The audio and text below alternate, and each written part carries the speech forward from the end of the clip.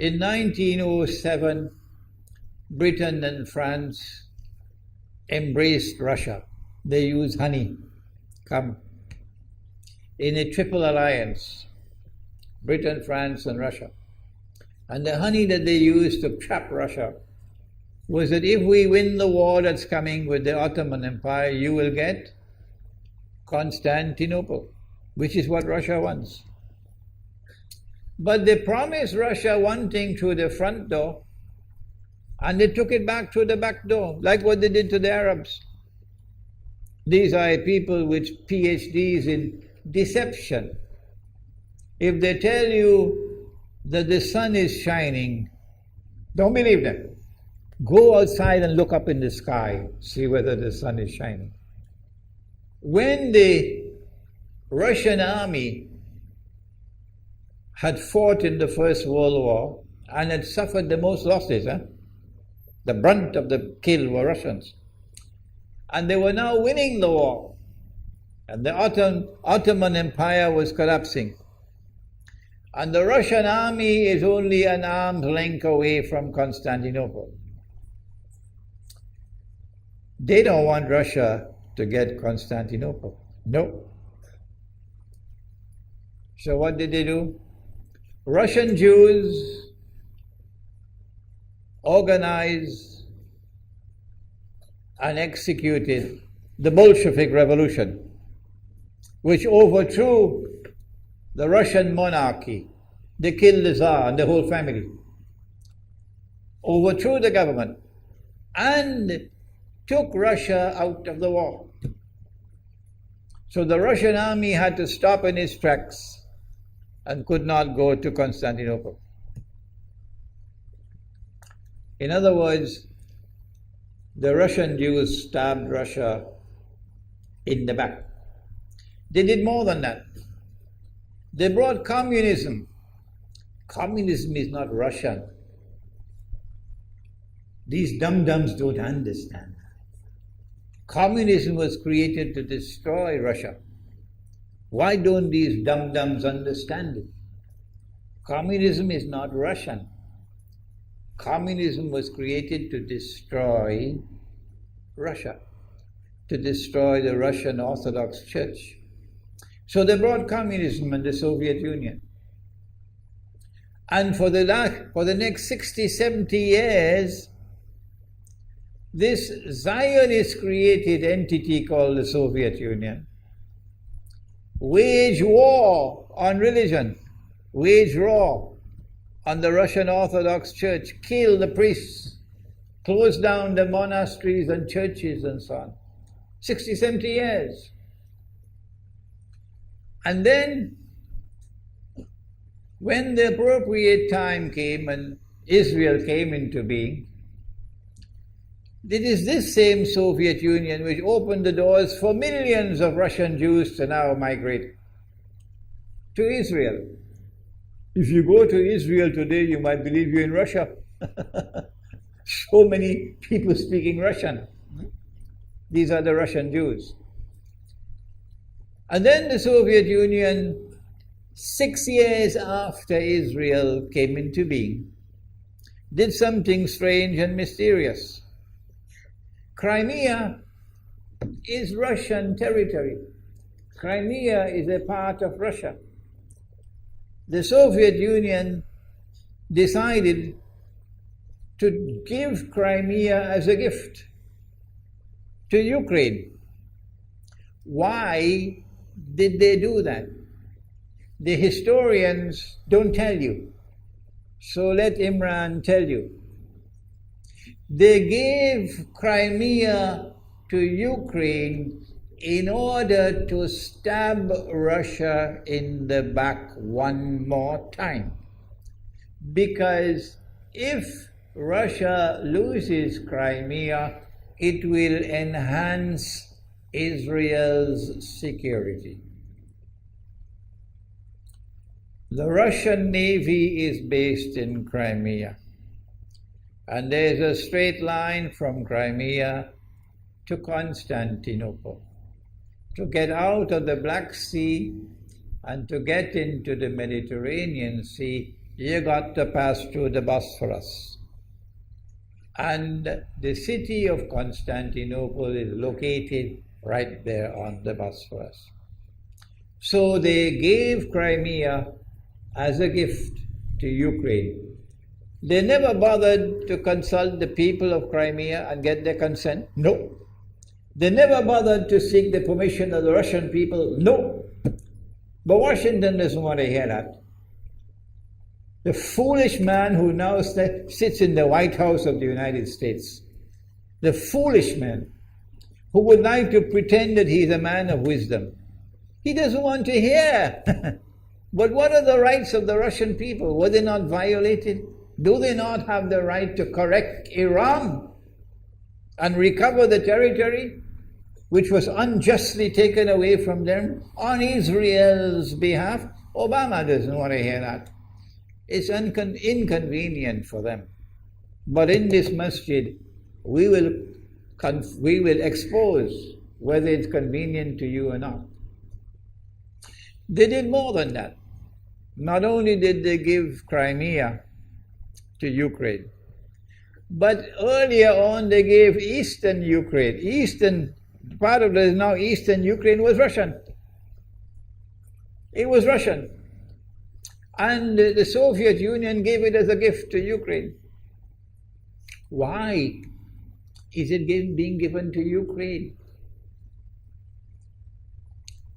Answer is that when the proper moment comes, the same people who brought the Soviet Union into being now have a method by which they can cause it to collapse.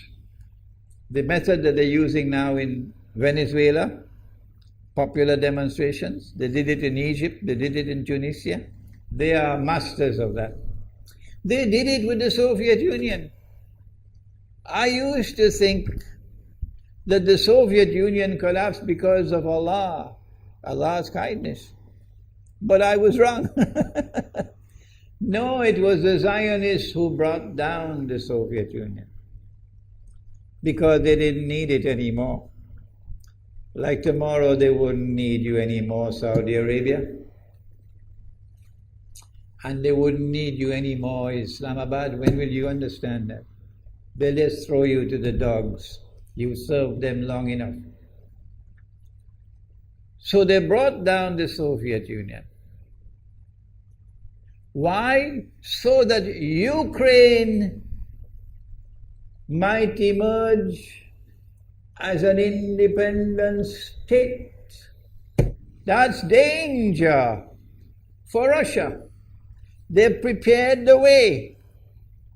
And now Ukraine emerges as an independent state. So the rope is around Russia's neck now. And from that day, when the Soviet Union collapsed, until yesterday, the relationship between Russia and Ukraine was always problematic. But the people of Ukraine still had the good sense and wisdom to appoint a government that was pro-Russian. The Zionists decided it's time for us to use our, the street demonstrations. And last October, November, December, the world witnessed Caracas all over again. And eventually, the Zionists got what they wanted. You have the money, and you can send in your special people, snipers who will kill, and so on, throw petrol bombs and so on. And eventually they got what they wanted. They created enough havoc. May Allah protect Malaysia from that. Ameen. Ameen. And the president of Ukraine fled. He's a democratically elected according to your method, Mr. Obama, according to your system. He's a legally elected president of Ukraine. And he had to flee. And these hypocrites in Washington and London and Paris who would like us to believe that they are honorable men. They are not. Instead of standing on the side of the legally appointed president and demanding the rule of law, they all showed their colors as hypocrites in immediately recognizing the new government in Ukraine. The new government in Ukraine is anti-Russian. That's what they wanted. That's why they brought down the Soviet Union, to bring in a Ukraine into being as independent state, and then to eventually get an anti-Russian government in Ukraine. If by Allah's kindness Putin had not intervened and been so spectacularly successful, this is what the plan would have been. The new government in Ukraine would have joined NATO, and Russia could not stop it. And when the new government in Ukraine joined NATO, NATO will then send its armed forces into Ukraine. It could include nuclear weapons. Then Ukraine will pick a fight with Russia and decide that Russia must now vacate Crimea. Shut down your naval base. The rope is now tightened around your neck. Russia has to put its tail between its legs and withdraw its fleet, Black Sea Fleet, from Crimea. Russia is no longer a naval power. Crick crack, you finish. And Israel will celebrate. That was the master plan. But Allah planned, and Allah's plan was successful. And it is time for the Muslim world to recognize and to see, I cannot influence governments, so what can I do? Don't bother, you waste your time with governments. But the people can understand that this was Allah's plan. They planned, the enemy planned for so long, and at the last moment Allah intervened. And Putin was able to get the people of Crimea to vote in a referendum. And they voted 90-something% in favor of returning to Russia. They were a part of Russia, and they want to return to Russia. So Putin was successful in delivering to the Zionist movement the first defeat it has ever suffered, significant defeat in the more than 100 years since the Zionist movement was established. If that is not a sign from Allah, it's time for you to wake up. Putin is now succeeding in eastern Ukraine as well, because they're barking like dogs in Washington and London and Paris. Barking. It is Russia which is doing it. It is Russia which is doing it in eastern Ukraine. Oh, but when the Ukrainian government send the Ukrainian armed forces into eastern Ukraine, they don't want to fight. They say, we will not fight our own people. They refuse to fight. So the only way that the government of Ukraine could now stamp down the insurrection, the popular resistance in eastern Ukraine, is by calling on Washington, come and send your Marines. And then what will Putin do? The Russian armed forces are amassed on the Ukrainian border. So the Ukrainian soldiers are refusing to fight their own people for two reasons.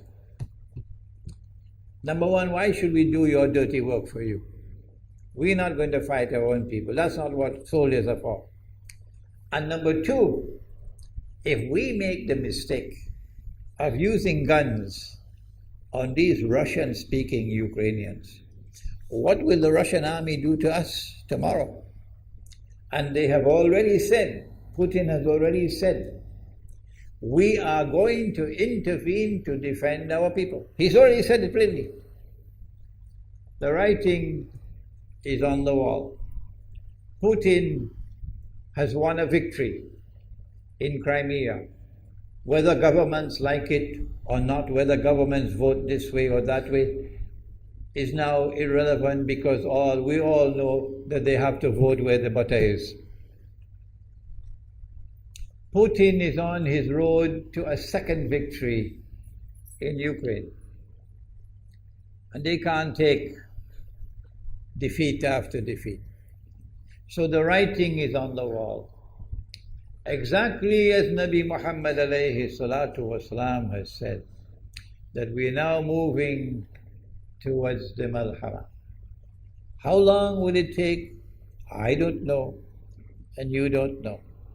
But the malhama is coming.